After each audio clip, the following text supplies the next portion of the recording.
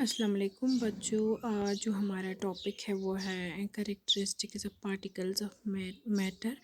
کل تک جو آپ نے پڑھا، کل فزیکل نیچر آف میٹر میں آپ نے ڈیفیوژن اور براؤنین مومنٹ کے بارے میں پڑھا۔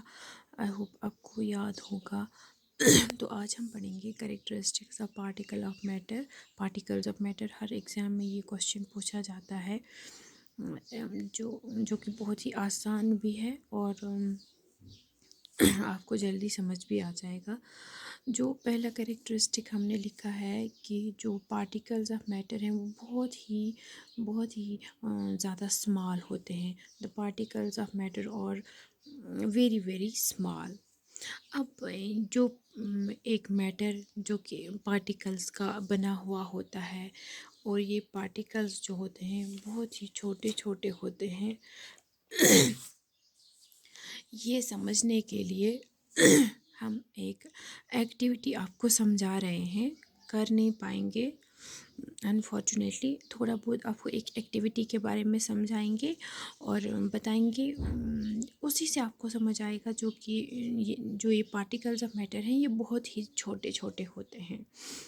اگر ہم پوٹیشیم پر میگنیٹ ایک کیمیکل ہوتا ہے، اگر یہ پوٹیشیم پر میگنیٹ ہم اس کو ڈیزولو کریں گے 100 ملی لیٹرس آف واٹر میں، جو یہ پوٹیشیم پر میگنیٹ ہوتا ہے یہ پرپل کلر کا ہوتا ہے۔ پھر جب ہم اس کو ڈیزولو کریں گے واٹر میں تو ہمارا پورا جو واٹر ہے جتنا بھی ہم لے لیں گے وہ بالکل ڈیپ پرپل کلر کا ہو جائے گا۔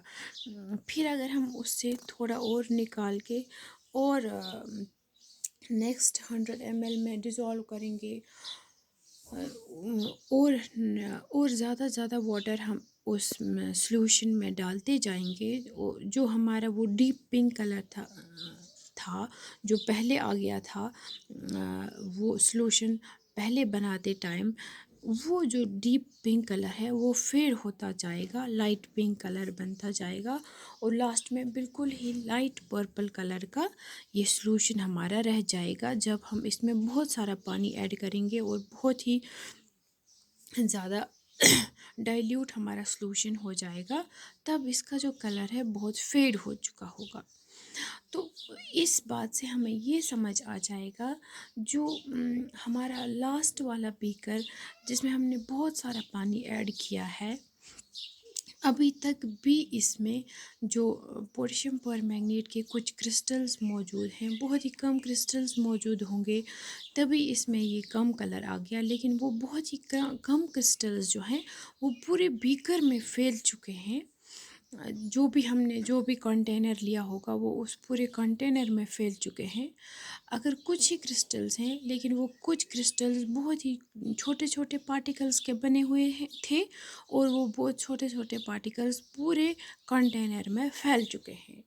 تو اس ایکٹیویٹی سے ہمیں یہ سمجھ آ جائے گا کہ یہ جو پارٹیکلز آف میٹر ہیں یہ بہت ہی زیادہ چھوٹے ہوتے ہیں۔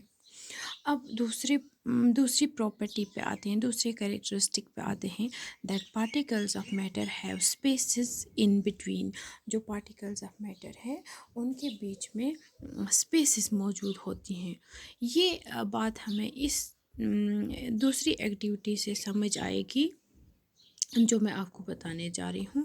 اگر ہم ایک گلاس پانی کا لے لیں گے اور اس میں وہ باؤنڈری نوٹ کریں گے کہ کہاں تک ہم نے پانی لے لیا، پھر ہم اس میں کچھ گرامز شوگر کے ایڈ کریں گے اور سٹر کر کے اس کو ڈیزولو کریں گے اسی پانی میں، اور ڈیزولو ہونے کے بعد جب وہ شوگر اس پانی میں ڈیزولو ہو جائے گا، پھر ہم اب وہ باؤنڈری چیک کریں گے کہ وہ پانی کی جو لیول ہے وہ وہی ہے جہاں پہلے تھی یا اوپر آ گئی ہے۔ ہم یہ دیکھیں گے کہ وہ لیول جو ہے وہ وہیں پر ہوگی، اوپر نہیں گئی ہوگی، اور اس بات سے ہمیں یہ سمجھ آئے گا جو پارٹیکلز آف میٹر ہیں ان کے بیچ میں اسپیسز موجود ہیں، تبھی تو ہم نے کتنے گرامز شوگر ڈیزولو کرنے کے بعد اس پانی میں دیکھا کہ لیول اوپر نہیں گئی، بلکہ جو شوگر کے پارٹیکلز تھے وہ وہاں ان سپیسز میں چلے گئے جو کہ خالی تھی واٹر مالیکیولز کے بیچ میں۔ वाटर मॉलिक्यूल्स में के बीच में स्पेसेस खाली थी जो स्पेसेस ऑक्यूपाई कर ली शुगर के पार्टिकल्स ने। तो इस एक्टिविटी से हमें ये समझ आ गया ये पार्टिकल्स ऑफ मैटर हैं, इनके बीच में स्पेसेस मौजूद होती हैं। अब थर्ड पॉइंट पे आते हैं। जो पार्टिकल्स ऑफ मैटर है they are constantly moving. Particles of matter है ये कॉन्स्टेंटली मोशन में होते हैं। ये हमें एक सिंपल एक्टिविटी से समझ आएगा जब हम जब हम परफ्यूम लगाते हैं। अगर हम घर के एक कमरे में परफ्यूम लगाएंगे तो पूरे घर में उसकी स्मेल फैल चुकी होती है। या हम फूड कुक कर रहे होते हैं किचन में तो पूरे घर में उस कुकिंग फूड की स्मेल जाती है। तो ये कैसे जाती है? क्योंकि पार्टिकल्स ऑफ मैटर मोशन में होते हैं। जो हमारे आसपास एयर मौजूद है वो भी मैटर में आ जाता है और वो एयर के पार्टिकल्स मोशन में होते हैं। तभी तो ये जो परफ्यूम की स्मेल है या खाना बनाने की स्मेल है पूरे घर में फैल जाती है। तो इससे हमें ये समझ आता है कि जो पार्टिकल्स ऑफ मैटर है वो कॉन्स्टेंटली मोशन में होते हैं। फिर वाटर के भी मोशन में होते हैं। ये भी हम समझना आसान है हमारे लिए वाटर और गैस के पार्टिकल्स का।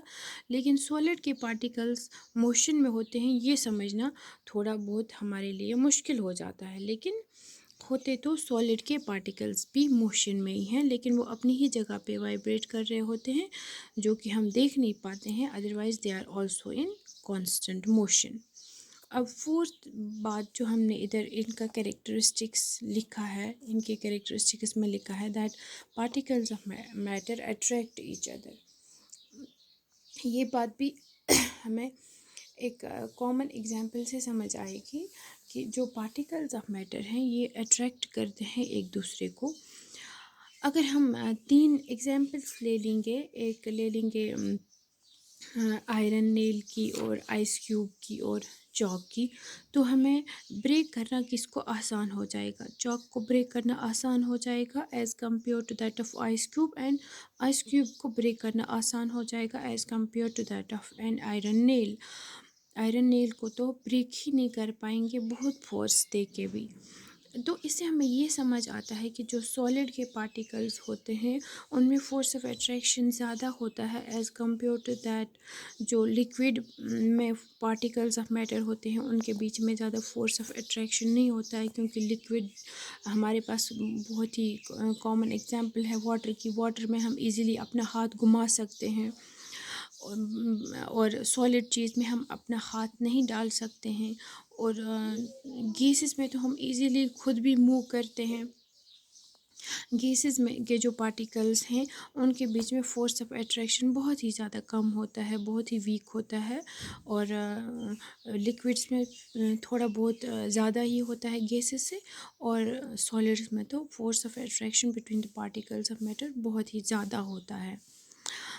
आई होप आपको ये जो कैरेक्टरिस्टिक्स ऑफ मैटर है अच्छे से समझ आ गया होगा। और आगे इंशाल्लाह हम नेक्स्ट टॉपिक उठाएंगे कल।